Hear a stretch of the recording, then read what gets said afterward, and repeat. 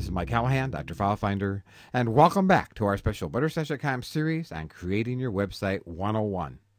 In this segment, before we get to actually creating your first web pages, we're going to look briefly at images.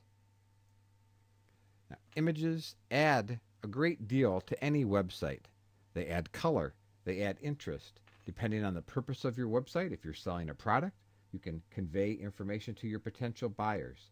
If it's a family or group website, you can share pictures and photos of current events or current family happenings.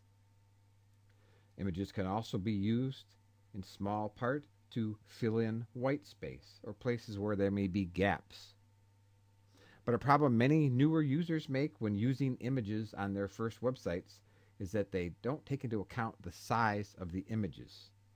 Graphics images can be quite large, and by the nature of being large, it makes your website slower to load.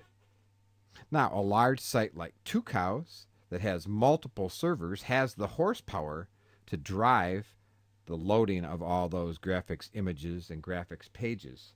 But when you're on a hosting site that may have tens of thousands of websites being hosted, if you start using images that are too large, you're going to have a problem with your page loading very, very slowly, which will more or less discourage your visitors. So, for example, this image of the snowman I carved is really quite large. It's about 3,000 by 2,000 pixels. Now, if you plop one of these into your website and throw in a few others, it's going to slow down how fast your page can load. So the idea is to strike a balance between conveying the image and the message that you want to convey with the image and having a page that loads relatively fast. Another image here is less than half the size, but even this could have a part trimmed off the top and off the bottom so that you're focusing more on the subjects of the picture. There are a number of programs that can be used to size graphics images. We recommend IrfanView. It's free and it's full of features. So we'll quickly show you. We'll take and open the snowman. That's the largest. Now the snowman is here. We'll set a size and we'll say 400 by 300.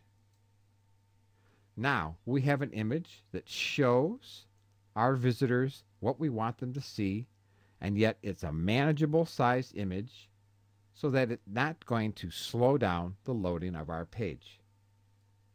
So the object of this segment is just to convey that you need to be mindful of the size and number of images that you throw into a page. This also goes for other things like Flash and other things that can slow down your page.